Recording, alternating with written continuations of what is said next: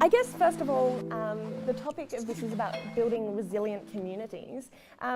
It would be good to get an idea of what each of you think a resilient community is. I mean, what does it look like? You want me to start? Yeah. Sure. I think a resilient community would have a number of different components. The social one would be a high level of social capital and interactions between people. I think resilient community would also, in terms of infrastructure, require resilient infrastructure, I guess, and a lot of the stuff that Sharon was talking about in relation to equity of access. I'm sure the others will add to that. For resilient communities, it's very much something we need to focus on at the moment. You know, climate change is happening. We've got a whole lot more of it to come. Even if we, stop polluting straight away, we're still going to see temperatures increase for another 20 years or so, and those impacts are going to keep happening. So, yeah, look, resilient communities. If you've got a community that's sort of well connected, well resourced, and has good underlying health, they're more likely to survive when you've got something like an extreme event, or even just those changes that happen slowly over time. So I'd sort of probably take a two-pronged approach. I'd want to see improved population health with reduced inequities in population health, and obviously the sort of the socioeconomic things that go along with that, and then you need to have the robust infrastructure as well. So that you've sort of got a buffer built in. So even just the physical environment, the built environment, so that can actually withstand things that the impacts that we're seeing coming. So something that's really important for sort of social well-being and health, more specifically, is the sense of control over our lives.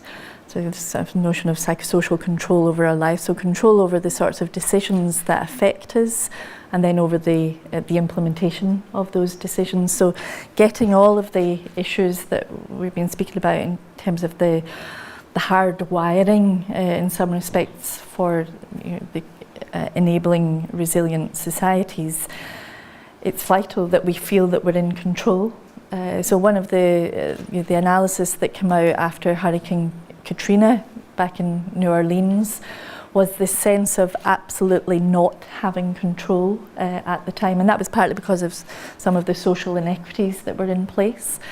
But then in the response to Hurricane Katrina, there was a brilliant sign up in the 9th Ward, one of the most socially disadvantaged and most affected by Hurricane Katrina, and it was, "This is not charity, this is empowerment." And what had happened was really a sense of taking control again over the way that the city was being redeveloped after Hurricane Katrina. So I think, how do we just enable voice of people into all of how you design the place is vital. Yeah, fantastic. So I guess some of the themes that have come up through this, I'll ask one more question, but then it's over to you.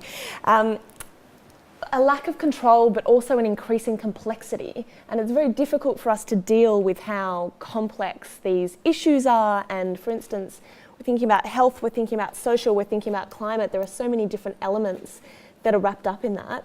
How do we actually begin to unpack that so that we feel that we can make a difference in what we do? Big question.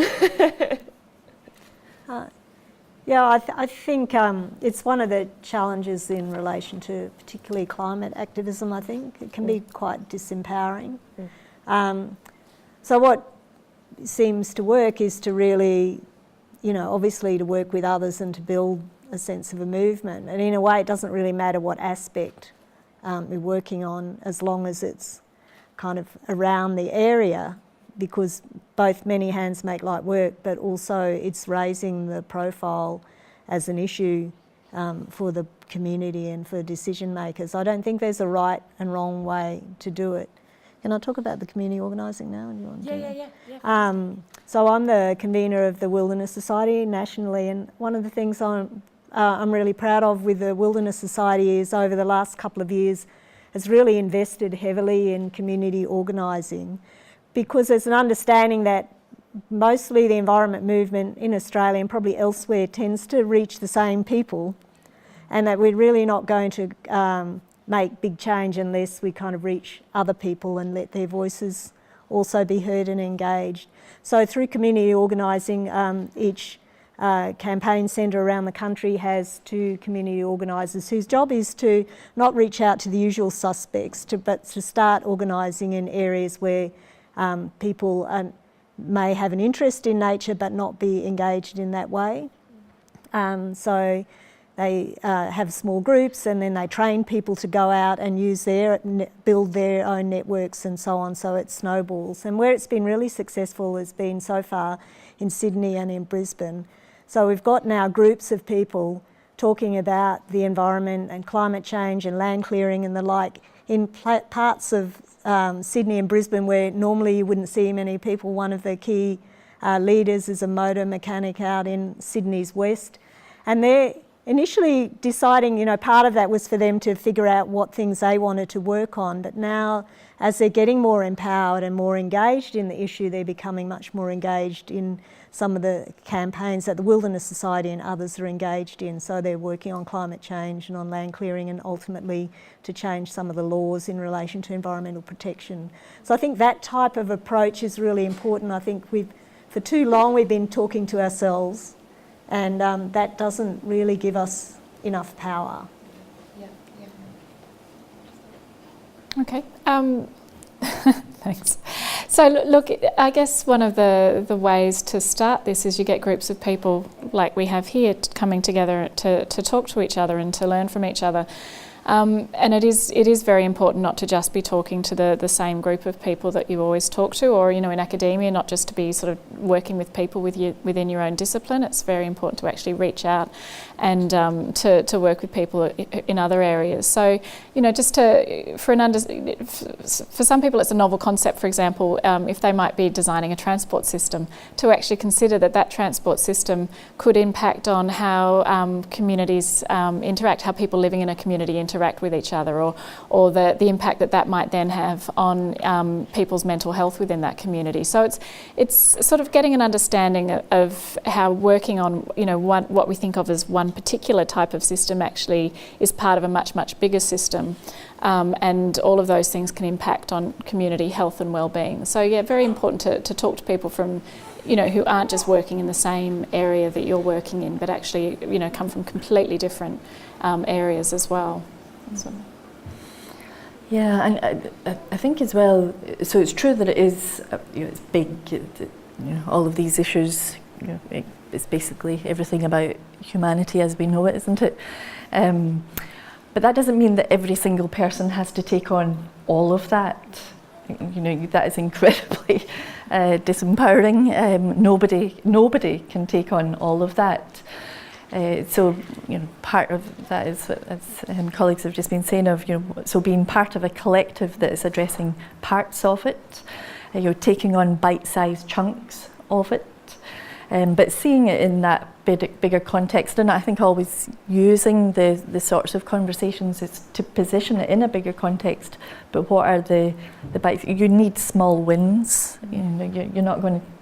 Nobody's going to change this whole system overnight, or if it was that easy, it would have been done, I suppose. But yeah, so because I was thinking, when I certainly give the talk that I've just given you, that's. You walk out thinking, what on earth am I going to do with that? Because it's all so big and so complex, and can I do anything?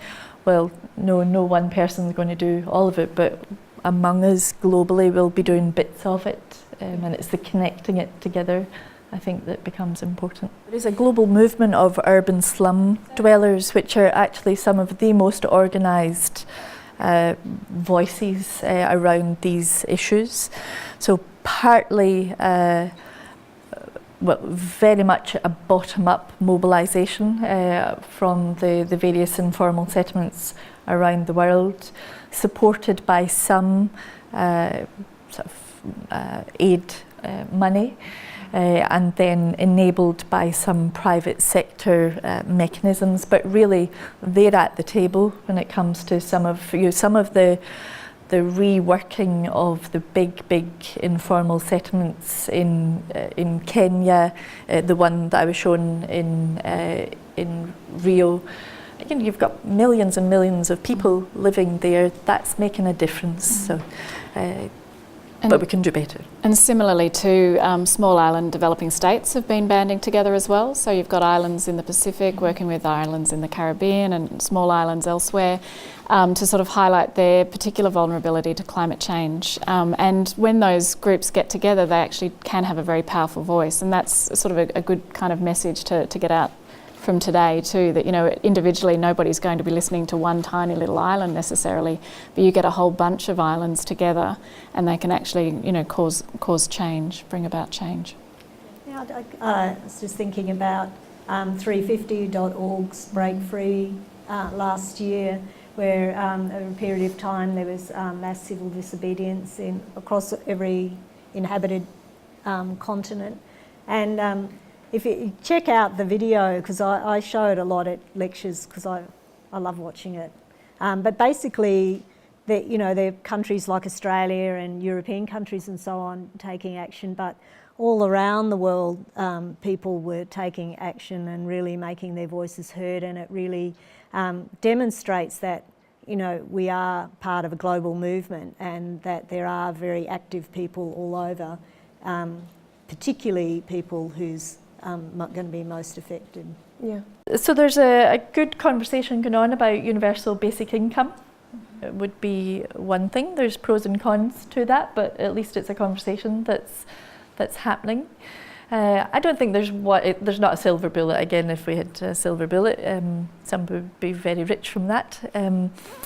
But I would like to see the universal basic income discussion. There is also, if you think there was a discussion previously about the Tobin tax, so a big global tax that might be generated. Again, that's back on the discussion. It's not being called the Tobin tax, but that's back in for discussion. Be kind of nice if we got our tax system in order here in Australia. Would be a lovely place to start. That would go some of the ways to addressing some of the income inequities within this country. Wouldn't it be nice to be a leader in something like that? That would ripple around the world. So none of that's realistic, I know, but they're basic fundamental things that are not, you know, why is that not a realistic response? Yeah, I say that kind of glibly, but why is that not a realistic response? Kind of connected to the discussion that we were just having before, but you know, so something like ACOS, so the Australian Council for Social Services within Australia. So ACOS are pushing really hard to address some of these underlying social inequities. Wouldn't it be fantastic to have ACOS as part of the movement around sort of climate change, social inequities and health? And you know, they're very receptive to that. You know, it's just been bringing them part to that. So I'm avoiding the realistic answer to you. I guess the only point is that I think, you know, in our society we think more is best, and I think some of the stuff that Sharon was talking about, we know more is not best.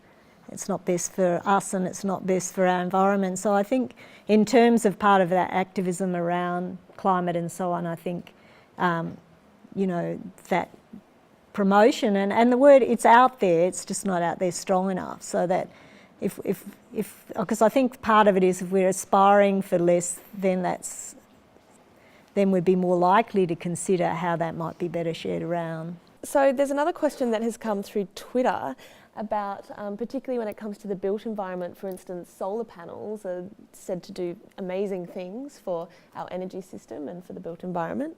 What are the main limitations for the whole planet to rely on solar? And I think within that we have, is it ideological or is it the built environment that's holding us back from big changes such as transitioning the entire energy system? It's a big question. Yeah, okay, that's mine. Look, I don't think there's nothing that should be holding us back. I mean, you know, maybe today's, actually it's come out a little bit more sunny now, but certainly when I arrived, the sky looked a bit like porridge. But if if Germany can reach, getting the majority of their energy from solar, surely we can do that in Australia. And solar uptake has been sort of personal solar uptake, sort of household solar uptake in Australia has been pretty good. Some states are doing better than others. I think New South Wales is lagging substantially.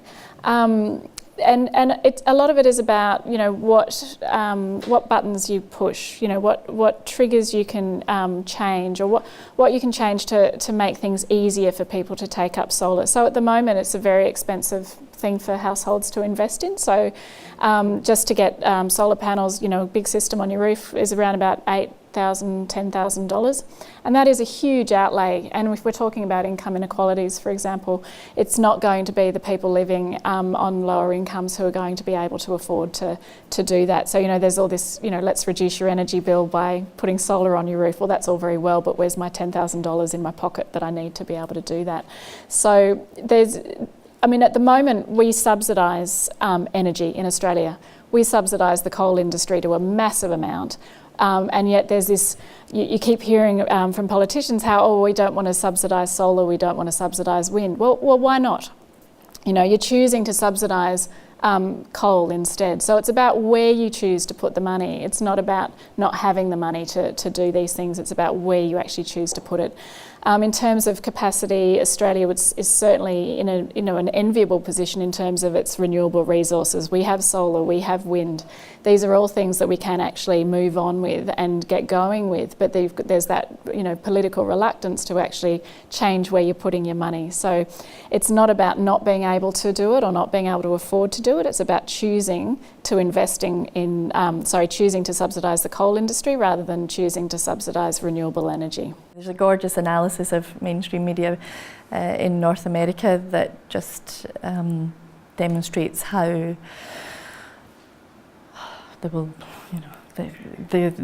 all of the paradigm that operates for mainstream media in North America is just so disempowering for the sorts of issues. Partly, you know, it's its business model, partly it's its ideology, partly it's the readership of the mainstream media. The most widely read thing is the lifestyle section of any magazine. You know, so there's a whole load of factors there that are creating incoherence with trying to pursue these sorts of messages via what is the reality of mainstream media. Alternative media, on the other hand, has all sorts of power, doesn't it? And can say things and do things in ways that the mainstream is just completely hamstrung, I think, by. Yeah. Are there alternative media outlets in Australia that you can see that are doing that kind of a job, or? Well, that's what I'm hoping Hilary and Linda would go for it. Oh, I know The Guardian's not as mainstream as some, but one thing that they've decided to do is not to give, they're actually taking sort of strong editorial stands on what they will and won't, the sides of stories that they will and won't cover. So we've got this sort of myth about balance in the media, and this idea that you've got to present all sides of an argument. Well, that's just rubbish in so many ways. If you're giving, equal time, for example, to climate change deniers as you are to the top scientists who are working on climate change, then that gives a false sense of what's actually going on in the world. So, the Guardian, for example, has taken a stand and said, we're not going to do that. We're not going to provide that sort of mythological idea of balance, that gives equal time to these different sides, because that is not actually representing reality and what's going on. And then there's blogs and so on, sites like Croaky and The Conversation and the like, which I'm sure you're all aware of. I think the risk with all of that is that we're, again, talking to ourselves. So I think, it's an area we need to infiltrate.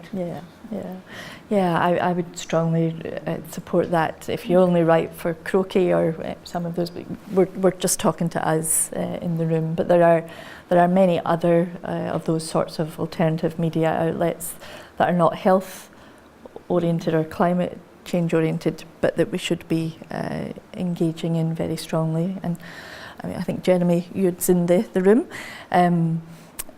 So some of our political scientists, international relations people who have really understand the sort of the politics and the power issues that we're talking about in public health, and outlets that Jeremy and others would use. Engage with people like Jeremy. Sorry, Jeremy. I was just going to, quite a few years ago now, Kumi Naidu, who was head of Greenpeace International, went to a meeting that was held in Hollywood with a whole lot of Hollywood directors and producers and the like, who were wanting to put together, to integrate climate change more into movies. And you might have noticed that quite a few movies now kind of touch on it. It may not be the main theme, but it's kind of there. So there is a kind of an attempt to sort of bring that more out into the mainstream in a way that people might be reached. Yeah.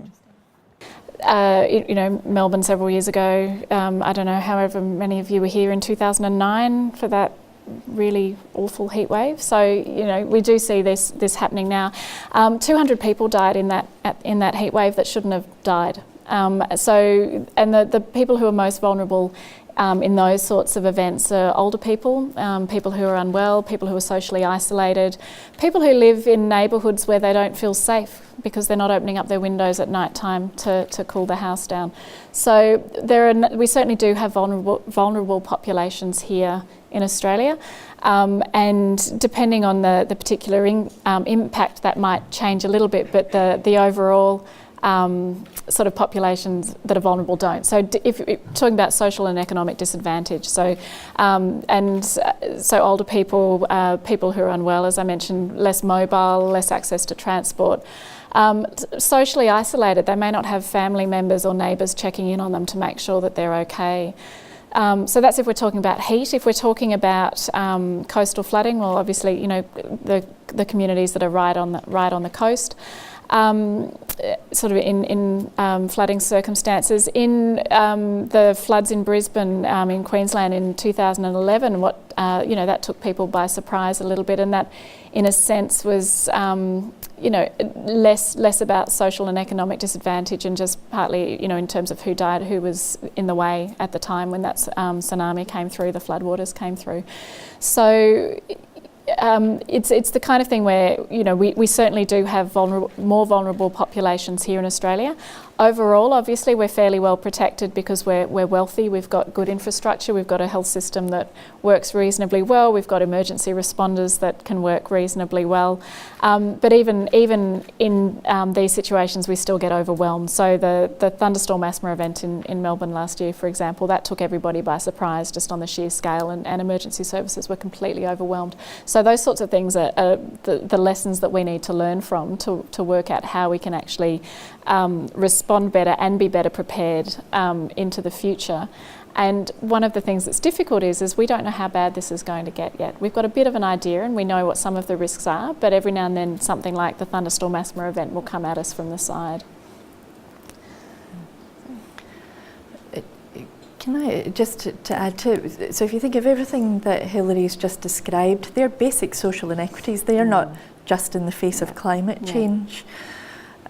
And my criticism of the way that we deal with climate change within Australia is that we think of it as a particular policy issue or a particular issue. But to address the sorts of things that Hilary has described let's just do something about the fact. I mean, if you think in rural and remote areas in Australia, people haven't got enough money to live, let alone respond to when an event comes through. So do something about the fact that you've got communities who are dying because they haven't got enough money to go and buy food, and full stop. So let's not treat the climate pressures as a climate change policy issue. Let's recognise that they are actually social policy issues. And if you addressed the social policy or the economic or the labour policy issues, actually you'd be building up much more resilient communities for when you've got these sorts of events that will only start to get worse. So that's just my little call to let's not think of them as separate climate change policy things that we've got to deal with. Just deal with people's lives first and foremost.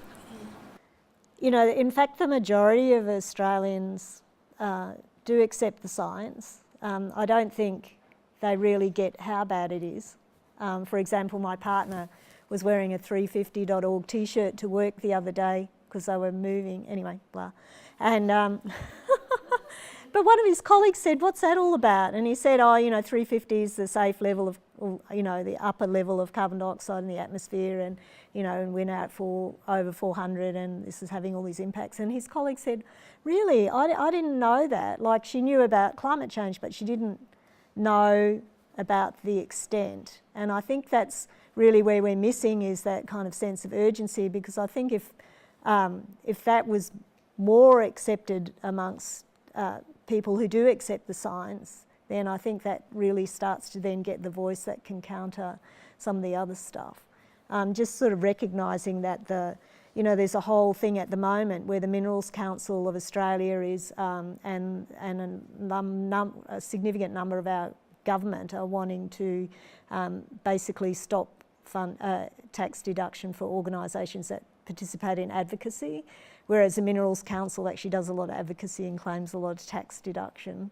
But they during the carbon price, there were 2 lobbyists for every politician funded by the coal industry in Canberra at the time when that was going on. So they've got the power in terms of the money and the resources, but we have the power in terms of the numbers. I was just going to jump in and say that's kind of the bottom line question, really. So, and it's one we've been trying to solve for 30 years and we haven't got it yet. So, it's all very well to be able to persuade, people who are already sort of open to the idea and sort of get them to think things are a little bit more urgent. It's much, much harder to persuade people who are just so completely sort of actively blind to what you're trying to tell them. So, without being all doom and gloom, I think there's still some hope, and obviously the majority are there, but it's a very noisy and powerful minority that still sits on that side of that fence. I wonder, is there a way of not taking the premise of the question, does climate change exist, but rather change the narrative?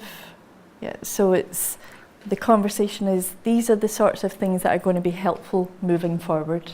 Not that we've got a problem and we're going to have to do something about it, because exactly that point that Hilary made. But the kind of the conversation of a child in a car who doesn't want to put on their seatbelt.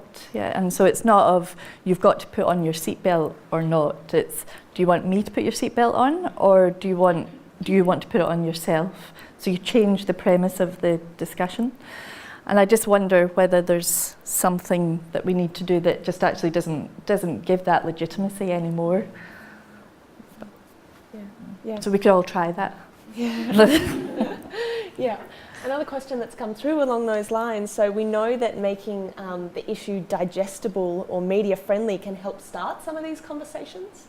But at the same time, how can we do this without oversimplifying things? For instance, having people who go, "Oh, I've heard about climate change, but I didn't have any idea about this 400 parts per million of carbon dioxide."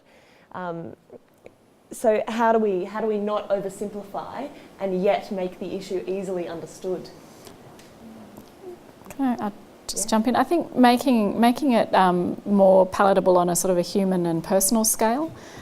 So, for example, one sort of button that sort of seems to work is if you start talking about health impacts rather than polar bears. So something that seems quite personal. If you talk about oh, you've got an elderly parent, well, are you looking after them when the weather gets hot? That kind of thing, and you can sort of link in climate change to those sorts of things.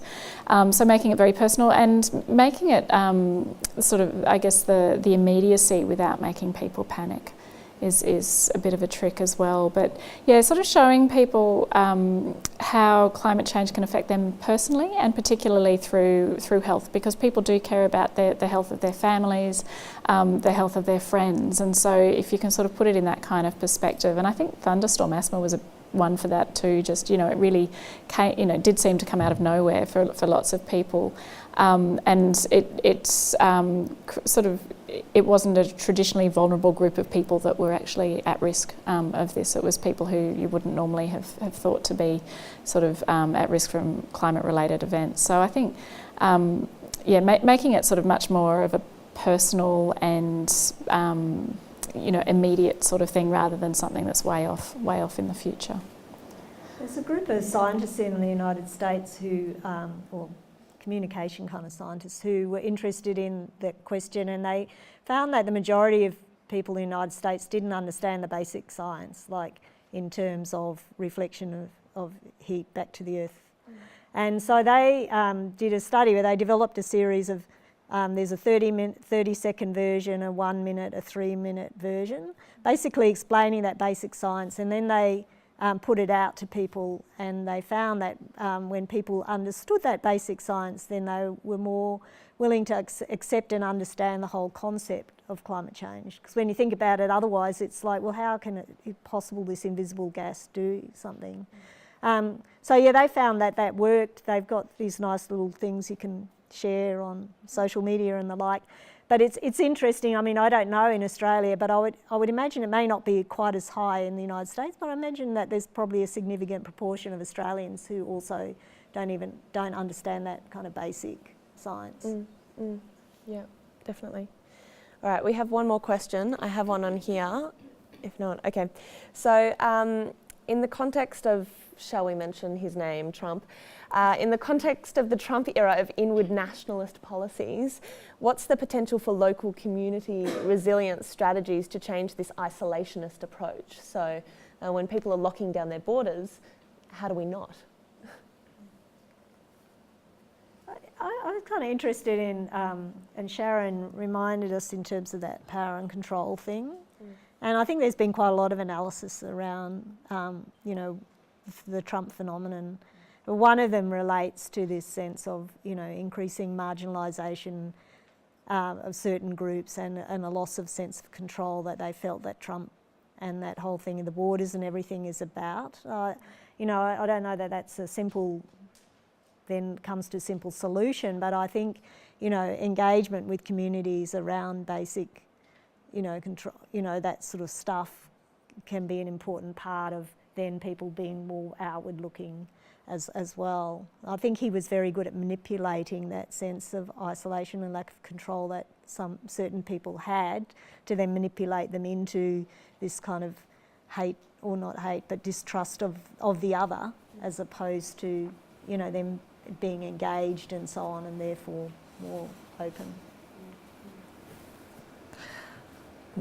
Well, I think Trump, the silver lining of somebody like Trump is that he has absolutely galvanised other levels of activity. I mean, if you think of, we were just talking before, of, when he said the United States are not going to be part of Paris, the Paris Agreement, but very, very quickly you had lots of the states within the US standing up very strongly together, saying, well, actually we are. We're still going to be doing what we always said we were going to be doing around this. We had a whole load of chief executives from businesses within the US and beyond associated with the US saying, actually, we're still going to be pursuing what we thought we were going to be pursuing through Paris. So there's been a kind of a groundswell of resistance against him and what he stands for, I think. That has allowed local level action to really come to the fore. And we're seeing that in other parts, certainly we're seeing that across Europe and within Britain, where I'm originally from, after the whole Brexit thing. But you're seeing local level action that you wouldn't have really heard about or has been effective before. So I wouldn't be overly worried about the closing down of the border within the US, because within the US there's a whole load of stuff happening that's going to break right back out globally again, she says naively and Pollyanna. Oh, look, I think optimistically too. I'm very much along the same view of Sharon, which is that, you know, what Trump has done is he has brought a whole lot of people together to say, well, actually, that's not what we think. So Sharon mentioned, you know, US states and businesses, but also Europe said, well, actually, you know, you're on your own. We're still going to do what we were going to do as well. So I mean, what it does do is it risks isolating the US very much, but it just means that they're going to be left behind when it comes to renewable technology, for example, which is, you know, certainly unfortunate and, you know, might slow things down a little bit. But yeah, there's certainly plenty of people out there still willing to make those changes. Yeah. So we have to wrap up, but I do want to ask, just before we do wrap up, you know, we're all going to leave here at the end of the weekend very sort of feeling quite inspired and passionate about all of the things, hopefully I am, that have been discussed. But tomorrow, what's the one first thing, the one small step that each of us can take tomorrow to do something? Join a group if you're not one already, and if you are one, get in touch with them and get active. And it doesn't really matter what group, but it's all about really collective action, and it's fun as well. Yeah. Okay. And within that, work up what your strategy and tactics are going to be. It's, you need strategy and tactics to address some of the big structural issues that we're talking about. Yeah. And I'm going to be very specific and say the line in the sand is the Adani coal mine, and we need to stop Adani. So if you need one focus issue, please do that. Brilliant. Well, join me in thanking our panel.